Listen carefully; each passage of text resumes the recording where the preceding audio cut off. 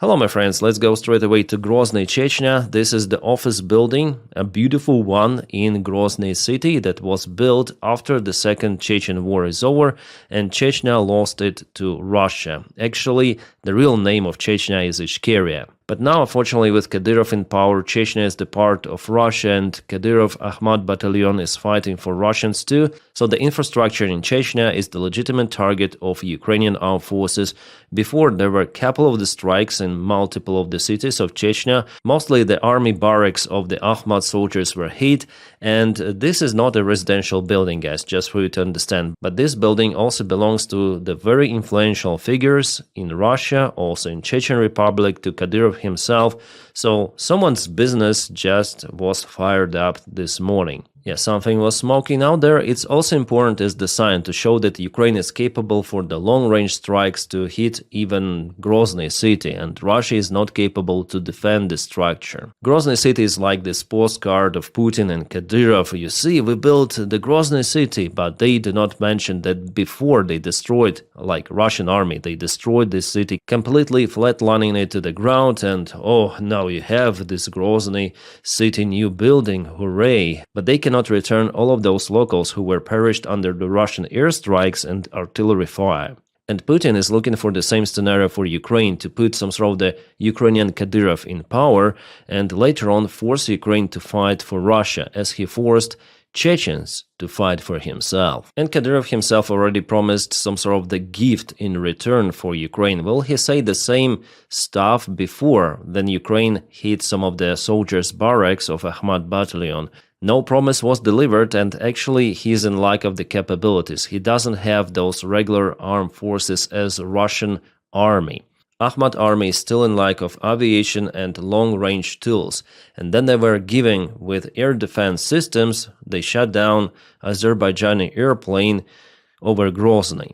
Yeah, you might remember that case with Embraer that lost all of the hydraulic system, flight controls. It's crazy. That's how incompetent they really are. They're best in filming TikToks and stuck in traffic jams in attempt to go to Rostov to deal with the Wagner army. Nevertheless, for the last 24 hours, there were multiple of the strikes on Russian facilities. Again, we have the video from Ukrainian very capable primary drone unit. And they post some of the videos from Crimea. This is the radar dome, some sort of the big facility. Antenna radio couple, so Russia has many of those in Crimea. Crimea is like this big, unsinkable air carrier with many of the Russian bases. And Russia still has options to send more and more equipment to Crimea, so this story may continue for a quite extensive period of time. But almost every day Russia loses equipment, so one more radar was hit. This is antenna they called. And one more, some of the surveillance system, maybe communication system. And what is this? This is some sort of the airplane? Oh, this is Orion, the Russian drone, which is the analog of the Bayraktar TB2. Yeah, definitely it is Orion that was hit. A radio system Podlot also was hit. Russians tried to hide it away from the main base, but it was found after all. Some of the supply vehicles as well. Looks like a video game, but those are the real images. And this is a fat target, a Russian Sukhoi 24 aircraft. This is the tactical bomber. By the way, Ukraine also has Sukhoi 24 aircraft in its army, and they're used as the launching platforms for Scalp and Storm Shadow cruise missiles. Very capable. And here you might see a ladder to the cockpit. The airplane was airworthy. It was flying for some sort of the operations. Well, not any longer. But the Kabooms were not over with that. For example, in Krasnodarsky Krai, Ukraine hit LNG terminal, gas terminal of Russia. Here we have the satellite confirmation from firms, fire detection, NASA satellites. And here is the Russian gas. How it's been used? Well, basically to warm up atmosphere. Russians, if you are cold, call Ukraine. Ukraine might help. It was really huge. Russia stopped the operation of this LNG terminal. It cannot export its liquid gas any longer via the Black Sea. It was the biggest terminal. Also, for whatever reason, Syzran refinery of Russian Federation caught fire the last night. Fire continues there even now. Every week Ukraine hits 1-2 refineries, sometimes more, but Ukraine also expands its targets, hitting Russian other sensitive infrastructure, like for example gas and some of the power plants, military infrastructure, especially in Crimea. That is what you saw for the last couple of days. There were 2 videos published at least. And all of those kinetic sanctions, they gradually remove resources from Russia.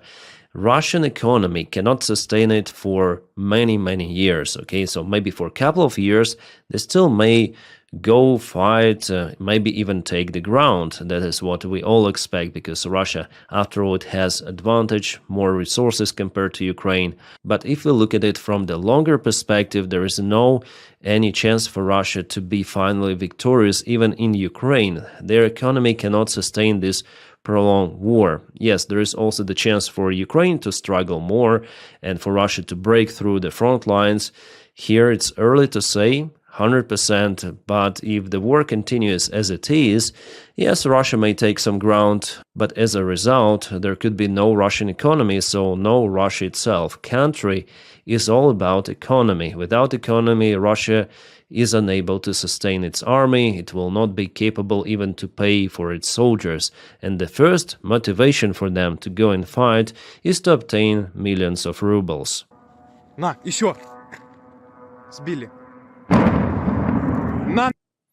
Yeah, Russians, they're very happy that they heard some of the drones flying and some of the Kabooms. That guy filmed the Kaboom in Alchevsk. Alchevsk is the occupied territory of Ukraine, Lugansk Oblast, and the eyewitness was from Russian army. He's working behind the front lines. 2 of the substations were hit the last night over there. And now let's go to the front lines updates, because we have some of the outstanding news coming from Berdyansk. Yes, Berdyansk, far away from the Ukrainian-controlled territory. Nevertheless, Ukrainian military intelligence performed some sort of the special military operation right at the Russian checkpoint. Let's go for it. Actually, the operation was performed last month, November 19th. There were several of the Russian cars, military ones, a military police together with military forces, but something started to happen. Several of the Kabooms. Here on the top there is a billboard saying that Berdyansk is Russia, Berdyansk это Россия, which is not true, as we know. It is just a temporary occupied territory, and the locals report about Babach, Kaboom. Wow, what happened there? Well, after all, it's kind of interesting to see those things happening quite far away from the Ukrainian-controlled territories. It means that the Russian troops cannot feel safe elsewhere, even in Berdyansk. Guys, I follow some of the analytics, OSINTs, and one of those is Unit Observer. From his data, Russia moved some of the forces to the Pokrovsk direction. This is the Russian hunger convoy that was spotted by other OSINTs and shared by this one. So several of the vehicles, Russian tanks, they were used for attack attempt in Pokrovsk. And probably you want to know what happened to those. Well, I can show you. Just need to scroll down the feed, again Unit Observer, that's the channel. Here we go with the Russian tank burning, and even smoke is coming from the barrel itself. It was shared by Creek 4 here. I also follow this guy. He's the officer of Ukrainian army and he shares lots of those images. Actually, it was his forecast that Russia may start to use convoy attacks once again in an attempt to break through Ukrainian defense in Pokrovsk. And indeed, they wasted lots of the vehicles for those attempts. So as for the analytic and soldier, I guess Chris 4 here knows a lot. So Russia lost that convoy somewhere on the way to Mirnograd, near Rozyne, I think. Well, at least on Mykovsk map, here we have some of the Russian vehicle losses. And yeah, that's the new one. Yeah, 100% that's the same convoy was already published. I mean, the full video. Not the only vehicle, there were several of those, including that tank. And one more video from Ukrainian drone volunteer Sternenko. You may see some of the Russian vehicles from the previous attacks, which failed miserably in the same place. And here is the new one. Yeah, this convoy definitely was spotted and stopped. Russia failed miserably this time, and you see, basically there is no place to hide. No leaves, nothing in this tree line, maybe just some of the trenches there if Russians are lucky. One smoke is coming from one vehicle, here 2 of those, one more was spotted. So totally 2 of the tanks, 2 of the BMPs, and later on Russia tried to evacuate its soldiers, sending this kind of the vehicle to the place, some sort of the truck with armor plates. Well, it was also hit. And here it is burning. And judging on the chassis, it looks like the main tank was T-80 with many of the wheels. Yeah, looks like it. And just a couple of days ago, I was speaking about this failed Russian attack attempt also with the several vehicles not far away from Popov Yar. They tried to go to Shakhove, and you see they have the same losses again and again on what they proclaim as their controlled territory. You see everything is in red. For Russian maps, it's also in red. Nevertheless, behind the front lines, Russians cannot secure their vehicles, cannot secure their supplies, and even moving of the infantry forces. They are spotted by Ukrainian drones, which did some of the strikes on Russians. Which means, yes, the situation for Ukrainian army in Mirnograd is critical. And as our guys reported, there is even an encirclement of Ukrainian army here.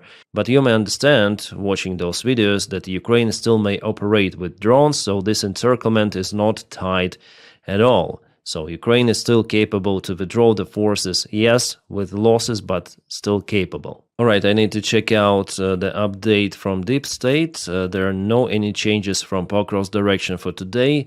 And I wonder where, okay, in the Yampil, Russia moved ahead. Yampil was the supply hub for Ukraine after Russia cut very important bridges across Siversky Donets River to supply Liman city.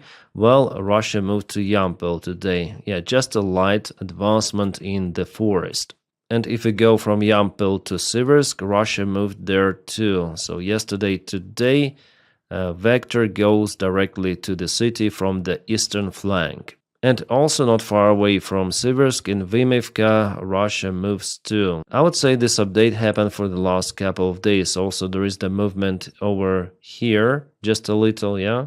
Russia tries to move its forces simultaneously from multiple of the directions, but it's not working well because they cannot achieve the huge breakthrough in some specific spot, and the fight for Pokrovsk and Mirnograd still continues, which is crazy as for me, with the forces Russia deployed to this region, and still they cannot take Mirnograd and Pokrovsk fully. They have heavy losses. It's crazy. About Hulaypole, there are no any movements for the last day. Alright, to the other news. As it was reported by the Firepoint company, they produced a bunch of new Flamingo missiles. This is FP5 modification, the same one. The images are being presented by Associated Press, and just look at the size of this cruise missile. It is damn huge. It has its own positive and negative sides, but the best thing about this missile that it's not that expensive compared to any other type of the cruise missile. Yes, it is big, yes, it is visible for Russian radars, but the components of this missile is easy to find, and basically it's the huge aviation bomb equipped with the AI-24, as I remember this engine, which is installed on Yakovlev 40. Ukraine still has a bunch of those, as well as the standard FAB-1000 aviation bombs that's in the warhead of this missile. So potentially Ukraine is capable to produce many of those, and even if there is 20% of effectiveness of Flamingo, it is still worth producing. Because not only this missile is the cheapest one, but it is also the most powerful. And even a single missile strike would be enough to, for example, cancel some of the Russian refinery, or oil storage, munition storage, Russian base, anything. The plus for it that even if Russia installs some of the meshes to protect their facilities, in this case, it will not help. It is just too powerful. 1 ton of TNT, even more, just a little more. It's crazy. Alright, European Union and G7 are discussing replacing their Russian oil price cap with a full ban on providing maritime services for Russian oil shipments. So basically ban the Russian oil shadow fleet. It should have been done long time ago, since 2022, because despite sanctions, over 1/3 of Russia's oil exports still rely on Western tankers and services, mainly from Greece, Cyprus and Malta, transporting crude oil mostly to India and China. Source Reuters. Yeah, guys, I'm telling you that this war is kind of strange. Then our allies, or partners, should we call them, continue to purchase Russian fossil fuels, continue to feed the Russian war machine, continue to provide services for the Russian crude oil deliveries, and continue to supply spare parts even for the Russian military via the third countries.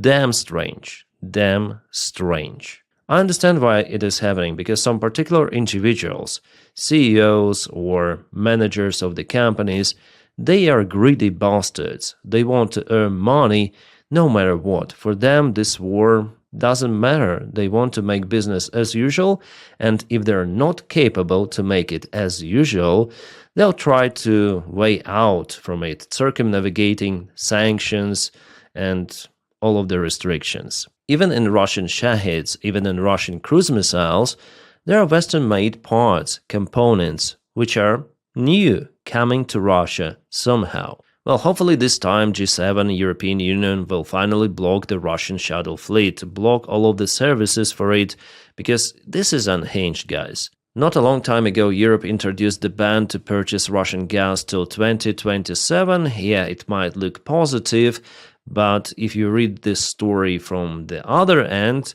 it means that our partners will continue to finance the Russian war machine for an entire year of 2026. And who knows, maybe they'll postpone their decision as Donald Trump postponed sanctions on Russian Lukoil gas stations, which are placed outside Russia. The United States Treasury Department stated that yesterday. So sanctions, kind of strange sanctions also, yeah.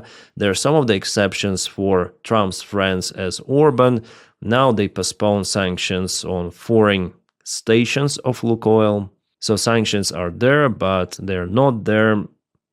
Interesting. Some great news are coming from the United Kingdom. They are willing to confiscate £8 billion of the Russian assets frozen in Britain to support Ukraine, as they warn that President Putin is an active threat to United Kingdom's citizens' security and prosperity. The Times reports about it. Could be a good news, and also in this case, it's great that UK is not the member of EU.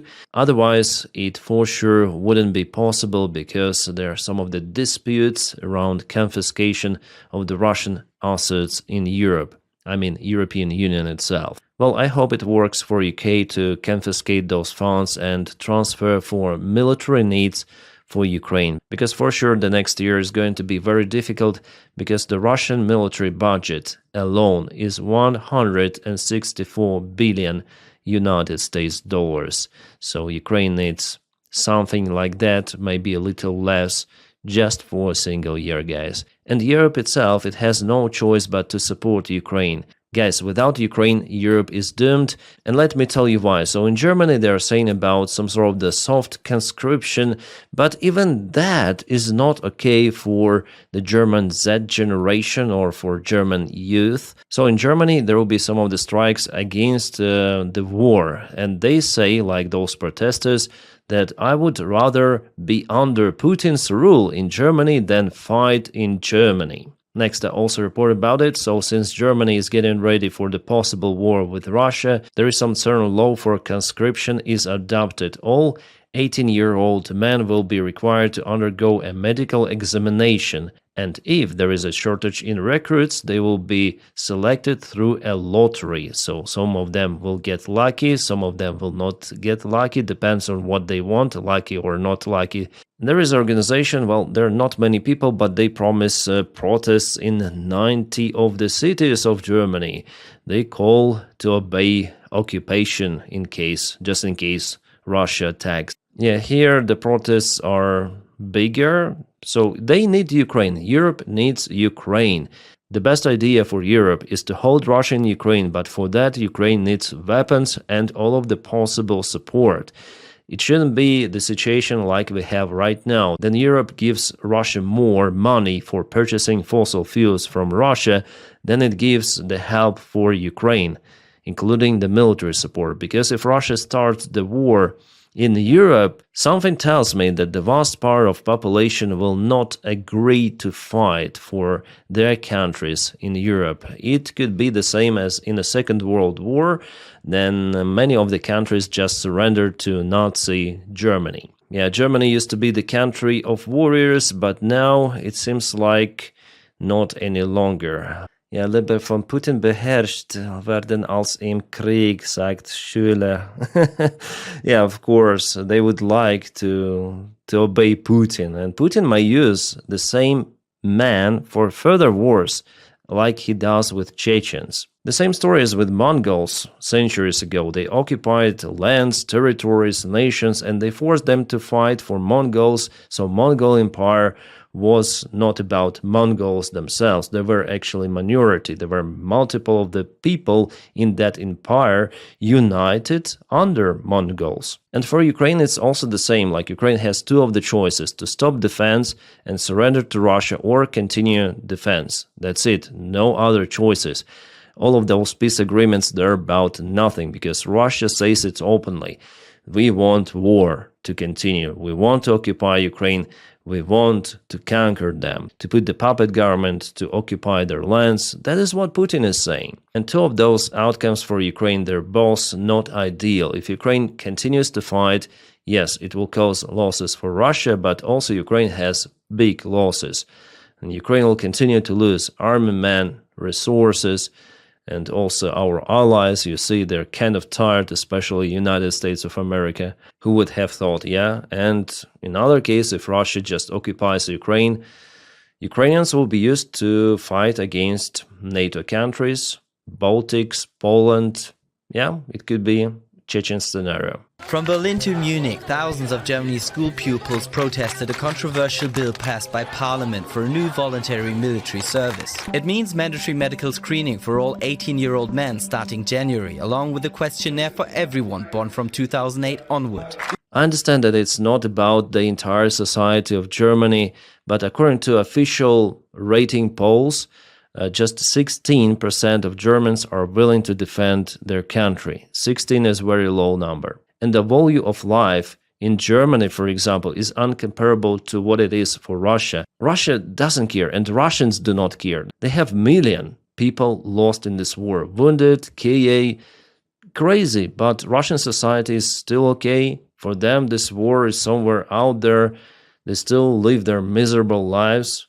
Can Germany sustain that number of the losses in case of the confrontation with such a big enemy as Russia? I don't think so. Putin and Margarita Simonyan, who is the main editor of the Russia Today, launched Russia Today India during Putin's visit to that country. So by the time everyone wants to block Russian propaganda, I mean sane countries, they want to block Russian propaganda. Russia just opened its broadcast service to more than a billion population country. India. Yeah, Russia wants its support globally, and India, it seems like, don't mind for Putin to launch that brainwash thing. And now my special thanks for Patreon supporters and also members of the channel. Guys, thank you so much for making my job possible. Every day I am filming videos for everyone because of you. So guys, please support me if you can, of course, on Patreon. The link for it is in the video description just below. Or you may support me on membership by pressing the button join. If you don't have this opportunity, no worries, just press like to this video and subscribe for the channel. That helps to propel this video in YouTube algorithms. Thank you so much for that as well. My friends, I wish you all a peaceful sky wherever you are, and have a great time.